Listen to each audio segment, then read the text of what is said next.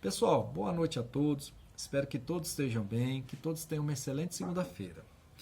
Pessoal, na aula de hoje, aula 7, nós vamos falar sobre a NR35, que é trabalho em altura. O que é que fala sobre NR35? A introdução da NR35 fala que as atividades em altura representam um grave risco. Portanto, a NR35 foi elaborada com o intuito de reduzir os acidentes relacionados às atividades. Os trabalhos realizados em altura estão presentes em quase todos os setores e áreas do ambiente de trabalho. Acidentes ocorridos em trabalhos em altura, ao envolver um trabalhador, têm um potencial de causar lesões gravíssimas, delimitações físicas permanentes ou, no pior dos casos, o trabalhador pode chegar até a óbito. Dessa forma, a implementação da NR35 tem o intuito de reduzir e minimizar qualquer possível dano causado pelos acidentes do trabalho em altura. Mas como que funciona essa NR35?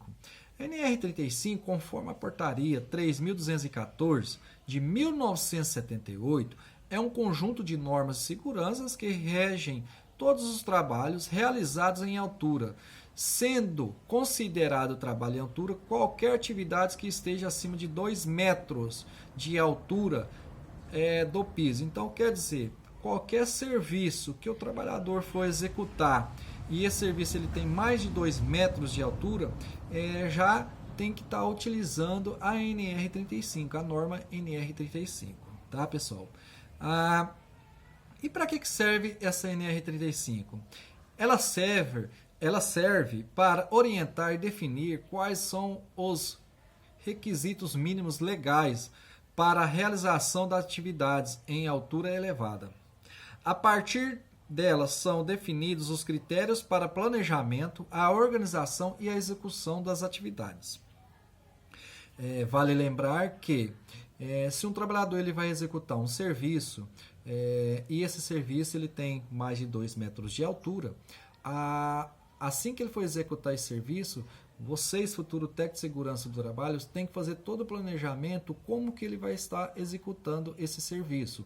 Um exemplo, se ele vai executar um serviço que tem 3 metros e vai estar utilizando a escada.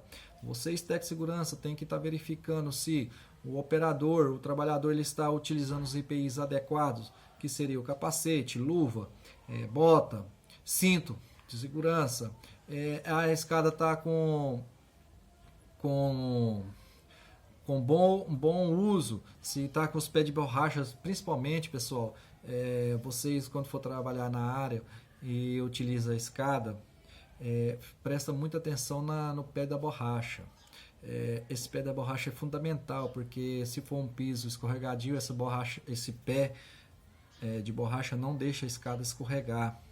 E também se for um piso molhado, enfim, escorregadio de óleo, depende qual que é a empresa, qual o segmento da empresa que vai estar executando o serviço. Então toma muito cuidado com esse pé de borracha. Eu vejo que muitos profissionais, a gente vê vídeos, né? Muitos profissionais não verificam esse pé de borracha, está com excelente uso. E o que acontece? Eles dá muito acidente, ocorre muito acidente, então dá muita queda, né, da escada, e assim o funcionário chega até machucar, né? Então toma muito cuidado, pessoal. A NR35 também define quais são os treinamentos exigidos para a realização das atividades, quais exames devem ser constatados no PCMSO. Olha só que na NR35 também entra a PCMSO, para garantir que o trabalhador está apto a realizar atividades em altura elevadas. Quais são as medidas de proteção coletiva e individual, que seria o IPI e o EPC, que devem ser adotados, dentre outras informações, requisitos legais. Isso aí, pessoal, para entrar o PCMSO é o seguinte: vamos supor que vocês, futuro técnico de segurança do trabalho, trabalham numa empresa que, vamos pegar aqui a da energia elétrica, né? Então, o operador vai estar trabalhando 4 metros de altura, 5 metros de altura. E por que é importante passar pelo exame? É para verificar se esse funcionário, em alturas elevadas, ele não sofra algum pânico ou da tontura. Então, um funcionário que não consegue trabalhar em elevada altura, não adianta, pessoal. Tem que trocar de funcionário, infelizmente. Por quê? Para estar prevenindo o risco e a saúde do próprio funcionário, né? Então, através dos exames, juntamente com a PCMSO, vai estar verificando se esse trabalhador ele está apto para trabalhar em altura. Porque, como eu falei, pode ocorrer o funcionário ele tem enjoo, tontura e ele não vai estar apto para trabalhar. Não adianta o funcionário estar utilizando corretamente os IPIs ou IPC, juntamente com a escada, enfim, e ele não consiga trabalhar em elevada altura, tá, pessoal? Isso vai estar prevenindo a própria saúde dele. Responsabilidades. De acordo com o artigo 3.5.2.1 da NR35, cabe ao empregador, então cabe à empresa, implementar medidas adequadas de proteção sempre que houver a realização de atividades em altura, emitir a permissão de trabalho e a ART, criar e implementar um procedimento operacional para atividades em altura realizadas frequentemente na empresa, treinar e qualificar todos os trabalhadores que realizem atividades em altura, garantindo que os mesmos estejam cientes dos riscos das atividades e das medidas de controle implementadas. Garantir que o local aonde será realizadas as atividades seja analisado. Criado um plano de execução e implementação às medidas de controle previamente à execução das atividades. Todas as atividades em altura só devem ser iniciadas após a adoção das medidas de controle previstas na NR35. Suspender as atividades sempre que constatado condições de risco não prevista e que não seja possível neutralizá-la ou eliminá-la imediatamente. Todos os trabalhos devem ser supervisionados e a sua forma de execução deve ser baseada na análise dos riscos presentes nas atividades. Armazenar todos os documentos referidos da NR35 para fins de fiscalização. Já no itens do artigo 3.5.2.2 define quais são as responsabilidades do trabalhador. Então, o trabalhador também tem as suas responsabilidades dentro da NR35. São elas: cumprir com todos os requisitos para realizar segura das atividades em altura, inclusive procedimentos expedidos pelo empregador. Colaborar para a implementação das medidas de controle e disposição da NR35. Zelar pela segurança comum das pessoas, incluindo a si mesmo, que possam ser efetadas pelas suas ações durante a execução de atividades. Quais as atividades exigem a 35? Todas as atividades realizadas em níveis acima do solo ou do nível regular do piso, com uma elevação igual ou superior a 2 metros, como já tinha informado anteriormente. Então, um serviço que o operador, o trabalhador vai executar e ele tem mais de 2 metros, ele já é uma atividade que exige da NR35.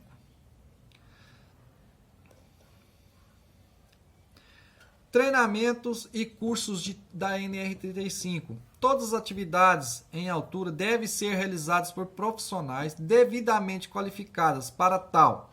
Dessa forma, segundo o artigo 35.3.2 da NR35, considera-se trabalhador qualificado aquele que foi submetido e aprovado em treinamento teórico e prático, com uma carga mínima de 8 horas, e cujo conteúdo deve, no mínimo, incluir Normas de segurança para atividades em alturas. Análise das condições de risco presentes nas atividades e seus impedimentos. Riscos potenciais das atividades. Suas medidas de proteção e controle e sua aplicação. Procedimentos de proteção coletiva, incluindo sistemas e equipamentos. Seleção de inspeção e conservação dos EPIs para trabalho em altura. Análise dos acidentes típicos ocorridos nas atividades em alturas. Técnicas de resgate e primeiros socorros, bem como noções sobre como se conduzir uma situação de emergência. Já o artigo 35.3.6 da NR35 fala o seguinte: estabelece que todos os treinamentos devem ser ministrados por instrutores com proficiência comprovada no assunto, sob a responsabilidade de um profissional qualificado em segurança do trabalho.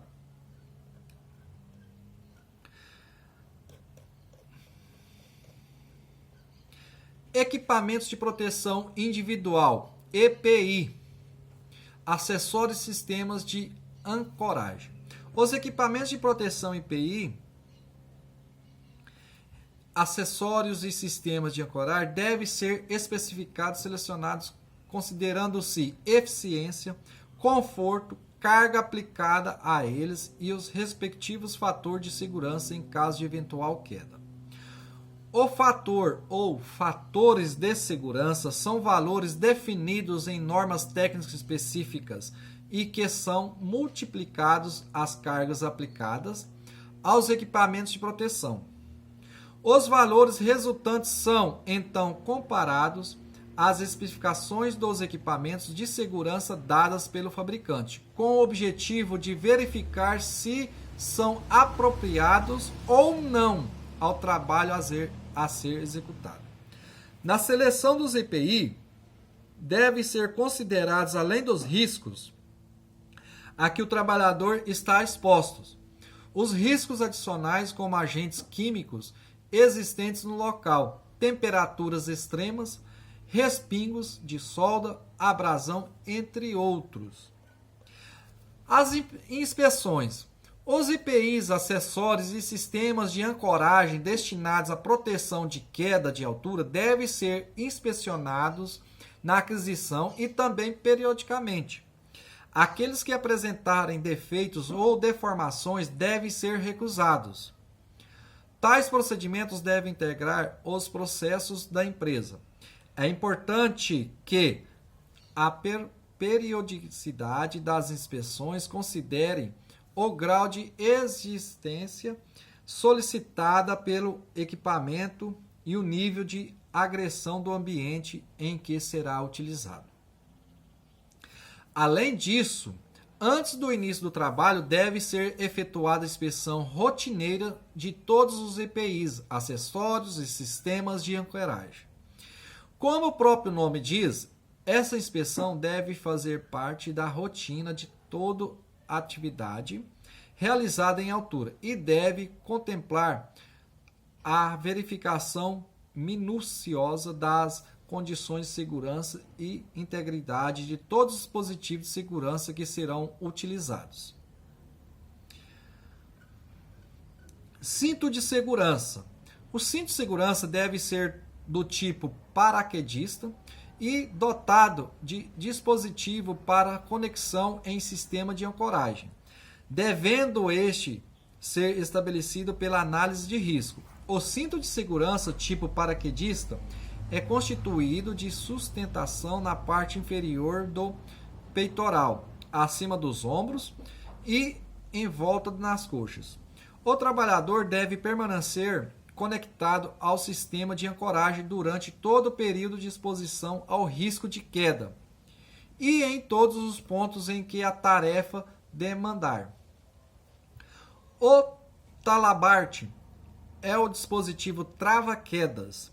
Devem estar fixados acima do nível da cintura do trabalhador, ajustados de modo a restringir a altura de queda e assegurar que, em caso de ocorrência, minimize as chances do trabalhador colidir com a estrutura inferior.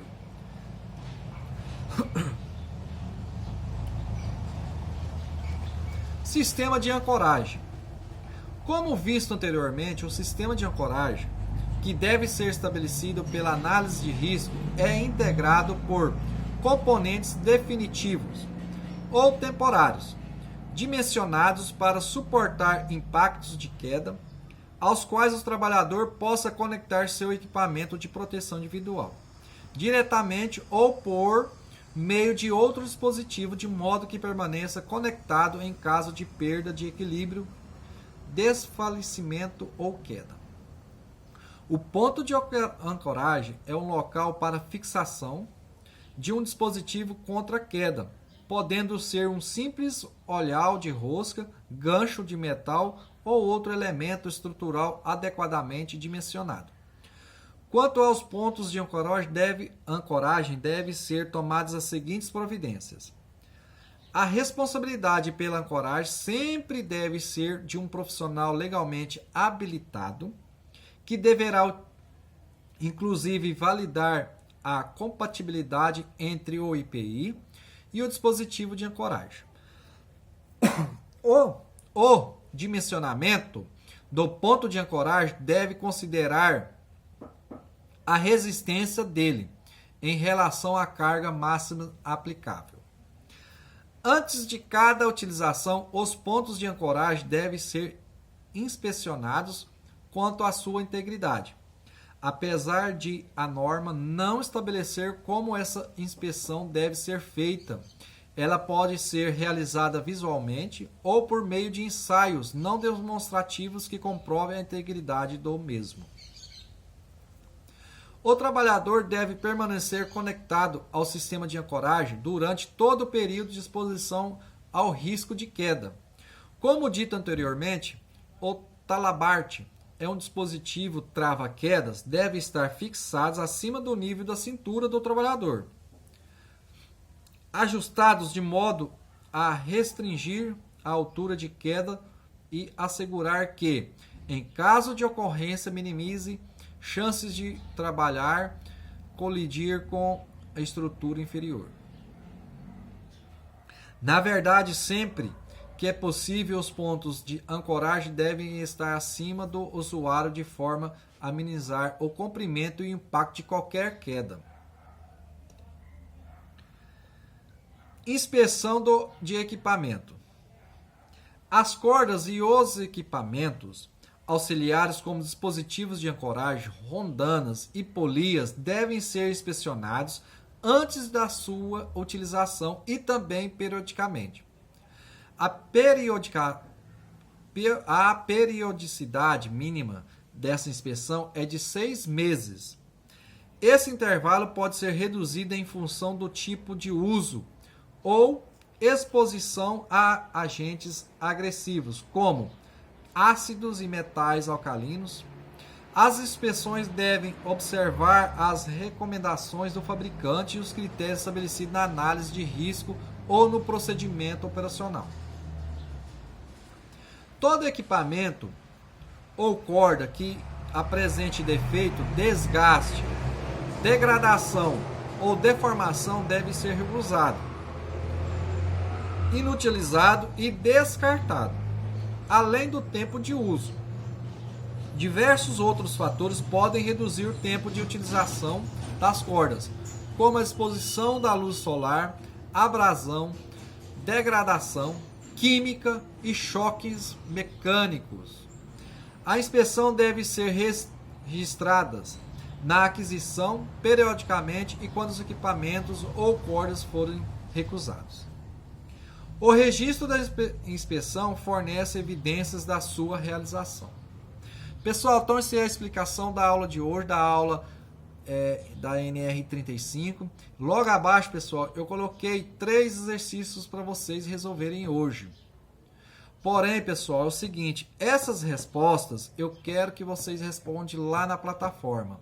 Então, lá na plataforma, onde está a atividade do dia, vai estar o vídeo E juntamente o vídeo, abaixo vai estar as 3 perguntas.